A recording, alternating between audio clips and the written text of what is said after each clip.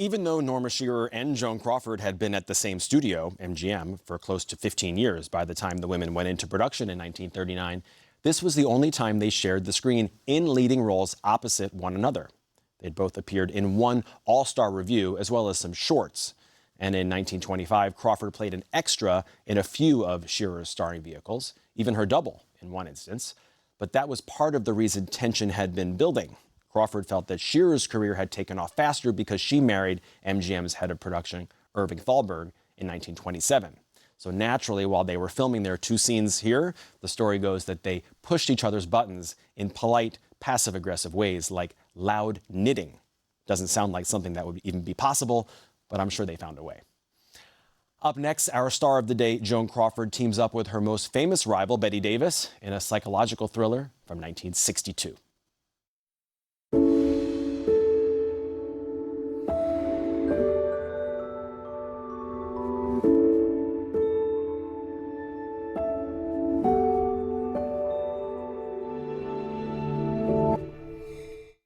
Escape for 5 nights on the TCM Classic Cruise, November 12th to the 17th aboard the Disney Dream. How far off the diving board do you want me to jump? To Grand Cayman and Disney's Castaway Cay. With legends Chevy Chase, Richard Dreyfuss, Lainie Kazan, Margaret O'Brien, Dina Martin, Bob Mackie, Sean Young, plus TCM's 5 hosts. Book your stateroom today. Visit tcmcruise.com or call 1-877-223-7030.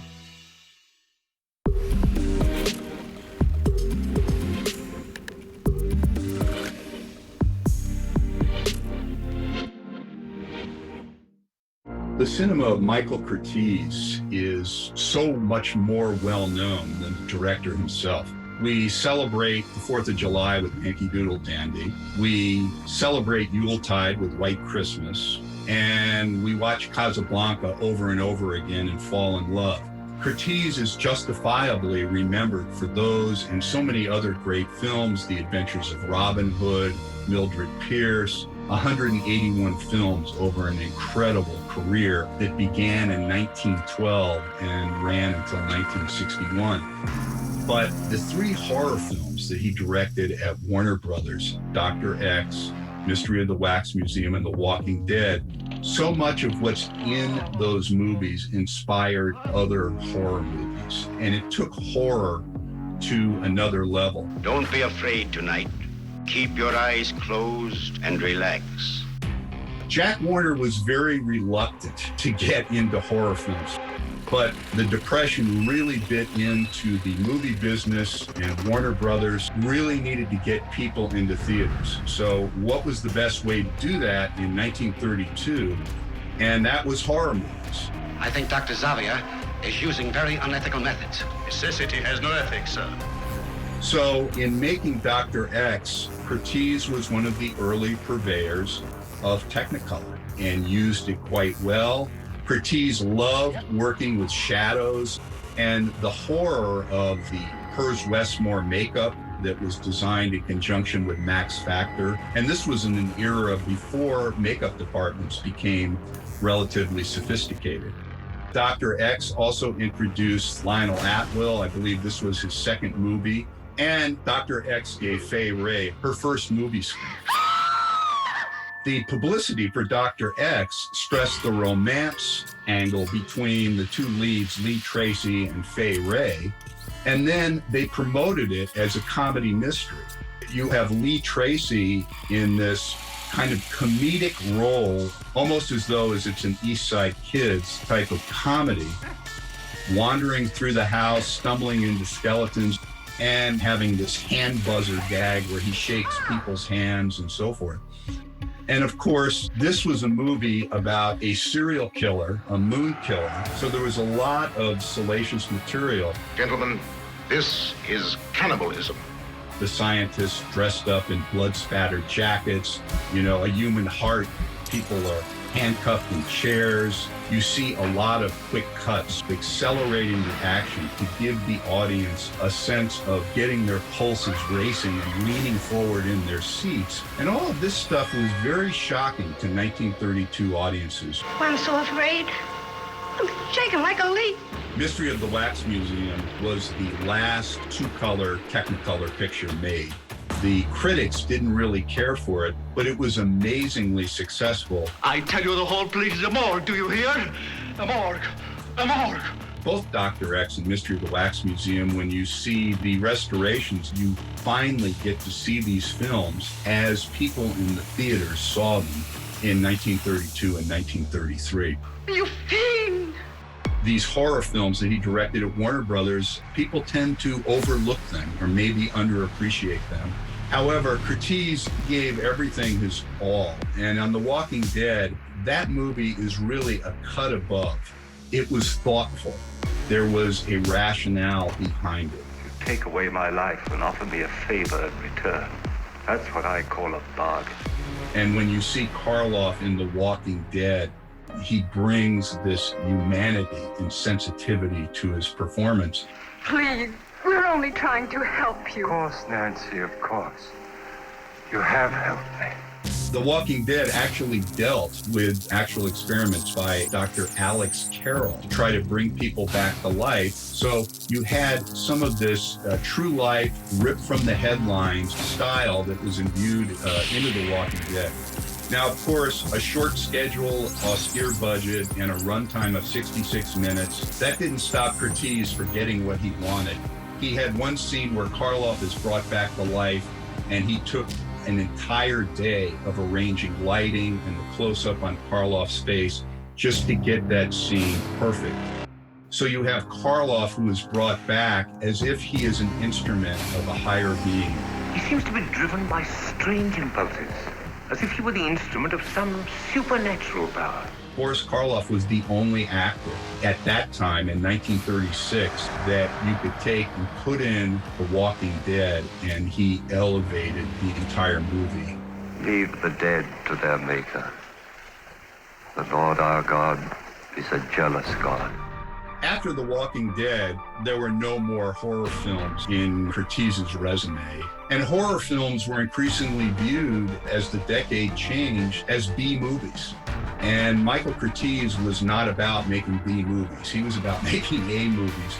And you look back on Michael Curtiz's storied career, this group of 3 horror films at Warner Brothers in the 1930s are a very rich part of his legacy.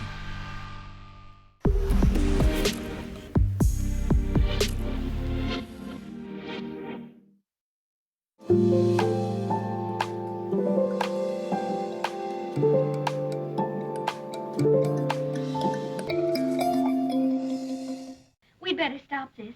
You're too young for this kind of thing, Andy.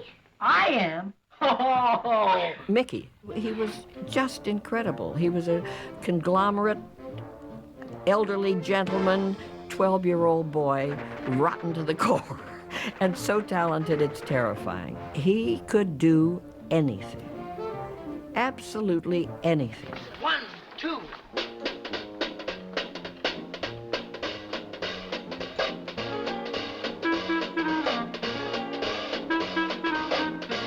Anytime we had an orchestra playing in a scene, Mickey, when the orchestra would take 5, would wander around past the rows of chairs and pick up each instrument and make music out of it. He didn't know one note from another.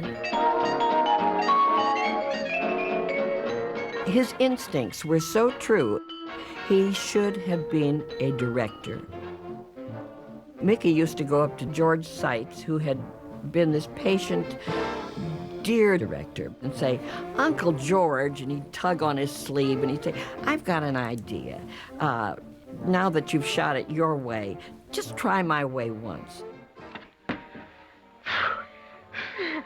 Whoa, whoa! And those were invariably the shots that would wind up in the picture. He was endowed at birth with so many gifts that he still hasn't chosen the right one. He could have been anything.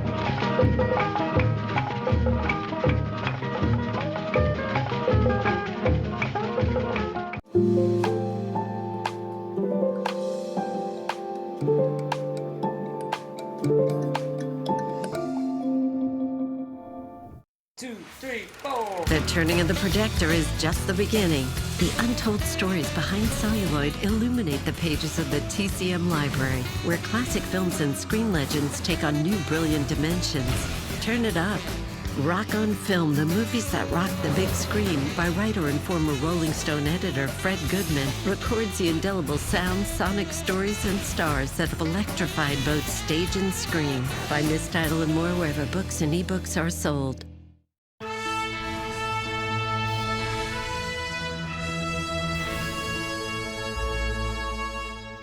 When director Stanley Kubrick started pre-production on 2001, he envisioned the monolith as a transparent tetrahedron.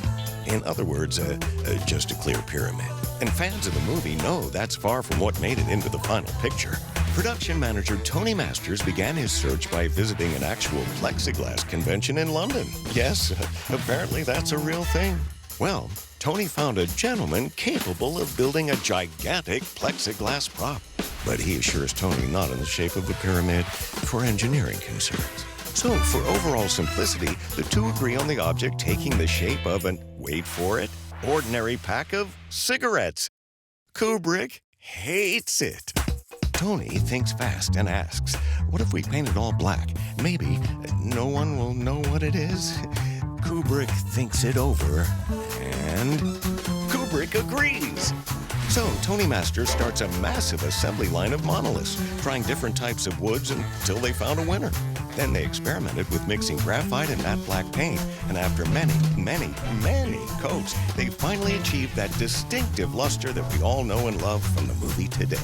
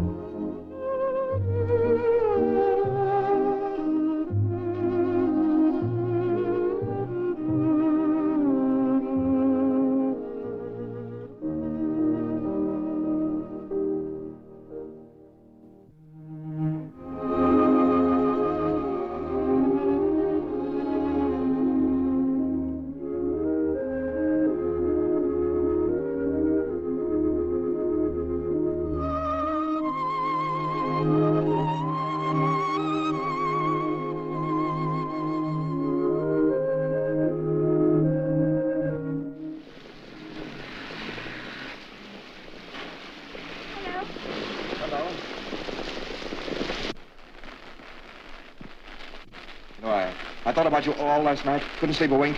You managed to remember me at last, then. Yes, barely managed. Myra, what do you think we're going to do today? Well, Oh, you won't have time for that. For what? For hesitating. No more hesitating for you. No? No. Well, what am I going to do instead? You're going to get married. Oh, I know what you're thinking. I've been thinking, too. You think that'd be dreadful of me, don't you? Does he know? No. Do you think you can get away with it? You mean deceiving him? Yes. Oh, I'm going to tell him. I wouldn't. Can you take it? No matter what you find out about her? What are you hinting? Answer me, can you take it? No matter what I find out, it won't make any difference. I've got to find her. This bold story of a lady of the evening dares to ask the question, is a woman ever justified in taking the easiest way, even when hope is dead and love is lost?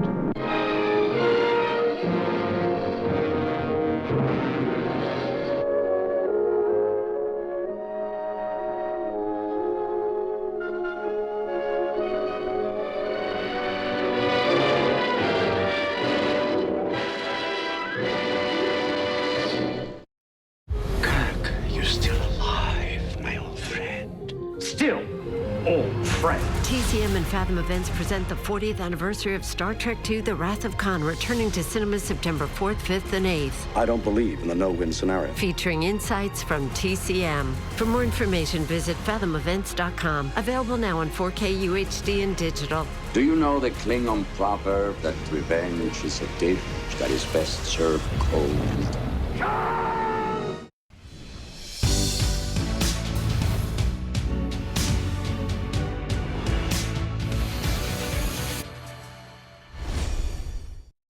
Hi, I'm Dave Karger. Thanks for spending part of your Saturday afternoon with me here on Turner Classic Movies, where we're continuing our Summer Under the Stars salute to Joan Crawford. Up next, we have a psychological thriller that's just as famous for the battle of wills that was going on off-screen as it is for that battle between the characters on-screen. From Warner Brothers in 1962, it's Whatever Happened to Baby Jane. Throughout Joan Crawford's 5-decade career, she was unquestionably a quintessential star. But she also had a reputation for getting into rivalries with other actresses, whether intentionally or not. While she was under contract at MGM from the mid-1920s to the early 40s, her adversary was Norma Shearer. Then when Crawford signed with Warner Brothers in 1943, she shared the same studio with Bette Davis. Stories about Crawford and Davis's mutual dislike for one another have become almost as legendary as the actresses themselves. And whether their famous feud was fact, fiction, or a little bit of both, audiences enjoyed seeing their off-screen antagonism fully materialized in this cult favorite. It's the only feature they ever made together, not counting their cameo appearances in 1944's wartime morale booster, Hollywood Canteen. Needless to say, this film is far from that. Crawford was the driving force behind getting this thriller made, and she was actually quite eager to share the screen with Bette Davis. She felt that a joint venture could revitalize both of their careers. She was also impressed with Robert Aldrich after working under his direction on Autumn Leaves in 1956. She kept encouraging him to find a vehicle that would suit all three of them. And that came in the form of a 1960 suspense novel by Henry Farrell, a story about an aging, deranged former child star tormenting her invalid sister. Here's the big screen result from 1962, also with Victor Buono, Anna Lee, and in a bit part, Bette Davis's daughter, B.D. Merrill. Whatever Happened to Baby Jane.